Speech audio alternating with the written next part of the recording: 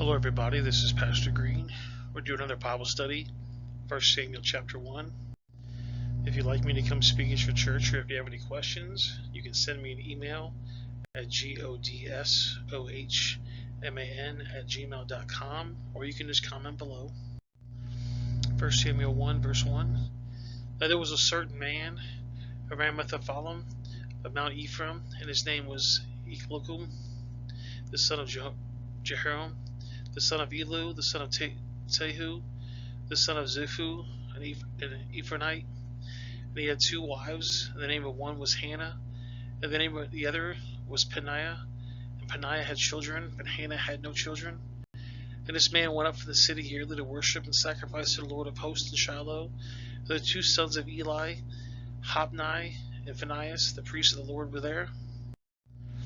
And when the time that Elkanah offered, he gave Peninnah his wife and all her sons and daughters portions. But to Hannah he gave a worthy portion, for he loved Hannah. But the Lord had shut up her womb, and her adversaries also provoked her sore, for to make her fret, because the Lord had shut up her womb.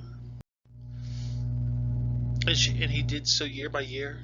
When she went up to the house of the Lord, so she provoked her. Therefore she wept and did not eat. And then Elkanah, her husband, her Hannah, why weepest thou? And why eatest thou not? And why is thy heart grieved? I am not I better thee than 10 sons? So Hannah rose up after they had eaten in Shiloh, and after he had drunk. Now Eli the priest sat upon the seat of a post by the temple of the Lord. And she was in bitter sweet of soul, and prayed to the Lord and wept sore.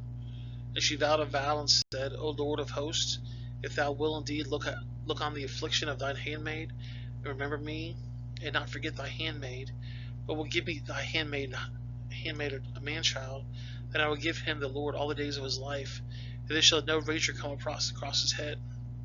So just to summarize this real quick, this guy had two wives, and one wife had a couple children, and one wife didn't.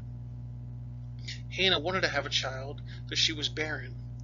Back in these times, the women were kind of judged by how many children that they had, and more importantly, if they had a boy, that boy could continue the family line, continue that seed, and she had no child. So she prayed to the Lord, and she said, if you give me a child, a man-child, a boy, I will dedicate this child to the Lord for the rest of his life. And she said that I will let no razor come upon his head. That's kind of a Nazirite vow. It says in the Hebrew Bible, a Nazirite is one who voluntarily took a vow, described in Numbers 6, 1 through 21.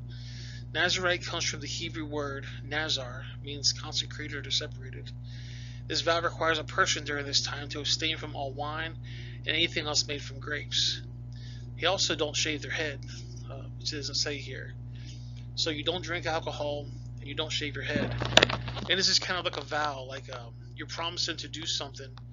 So this is what she said. I promise to basically do a Nazirite vow. He won't drink any alcohol. He won't shave his head. And I'm going to make sure that he basically is dedicated to the Lord the rest of his life.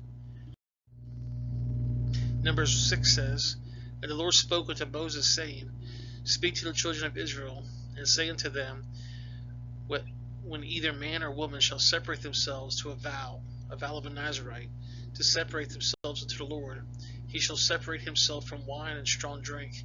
He shall drink no vinegar of wine, or vinegar of strong drink. Neither shall he drink any liquor or grapes, nor eat moist grapes or dried.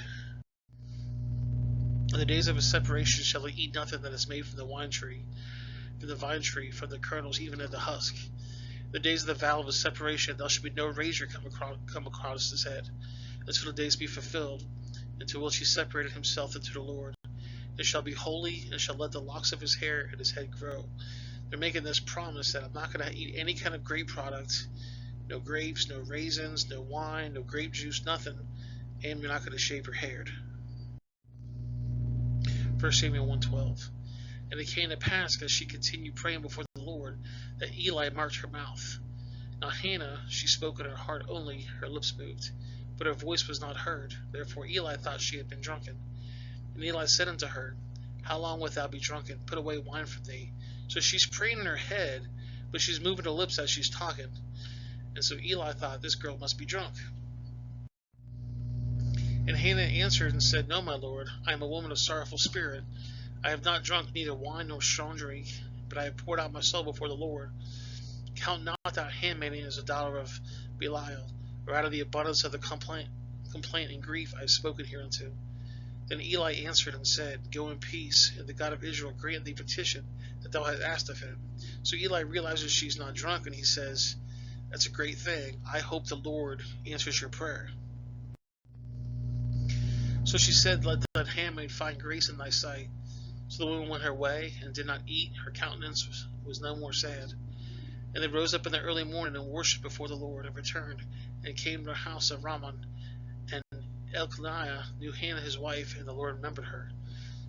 Wherefore it came to pass, when the time had come about after Hannah had conceived, that she bore a son, and called his name Samuel, saying, Because I have asked of him the Lord. So after she made this prayer, she was sad, she was worried, she was thinking about this. When her and her husband was intimate, the Lord remembered her and gave her a child, and she named that child Samuel. And the man Elkanah in his house went up, offered to the Lord the yearly sacrifice of his vow.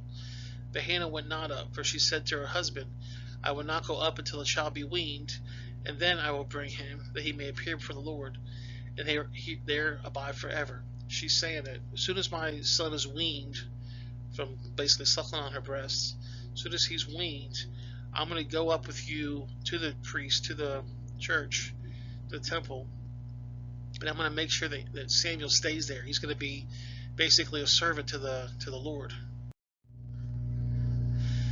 And Elkanah, her husband, said unto her, Do what seemeth thee good, tarry until they have weaned him. Only the Lord established his word. So the woman abode, and gave her son suck until he weaned him. And when she had weaned him, she took him up with her, with 3 bullocks, and 1 ephah of flour, and a bottle of wine, and brought him to the house of the Lord in Shiloh. And the child was young. And they slew a bullock, and brought the child to Eli. And she said, O my Lord, as thou so liveth, my Lord, I am the woman that stood by thee here, praying to the Lord. For this child I prayed, and the Lord had given me a petition which I asked of him. Therefore also I have led him to the Lord. As long as he liveth, he shall be led to the Lord. And he worshipped the Lord there. Hannah went up to the temple, and he said, Eli, remember me? I was the girl in here crying you thought was drunk. That was me. God granted my prayer, which was a child. And I promised the Lord that I'm going to give the child to the church. So he's going to be your servant from now on. So she brought the child to Eli. Ephesians 6 says, Children, obey your parents in the Lord, for this is right. Honor thy father and thy mother, which is the first commandment with promise, that it may be well with thee, and thou mayest live long on the earth. And also, ye fathers, provoke not your children to wrath, but bring them up with the nurture and abundance of the Lord. The ideal is that Christ is first, then the husband, then the wife, and then your children. This is the biblical order of the family. So if the children has to follow the wife has to follow the husband has to follow Christ, and that's how it's supposed to work. 1 Corinthians 11 says, For if we would judge ourselves, we should not be judged. But when we are judged, we are chastened of the Lord, that we should not be condemned for the world. Well, guys, that's the video. I appreciate you guys watching. I'm going to have the next video up in about a week. I'm going to have a couple links on the screen. The bottom right of the screen is going to have the 1 Samuel Bible study. Top left is going to be the Genesis Bible study. And then the bottom left is going to be a video YouTube thinks you're going to like. I appreciate you guys watching. If you haven't done so yet, please like and share and subscribe. Tell your friends about my videos. And if you have any comments, just let me know on the bottom. Have yourself a great day.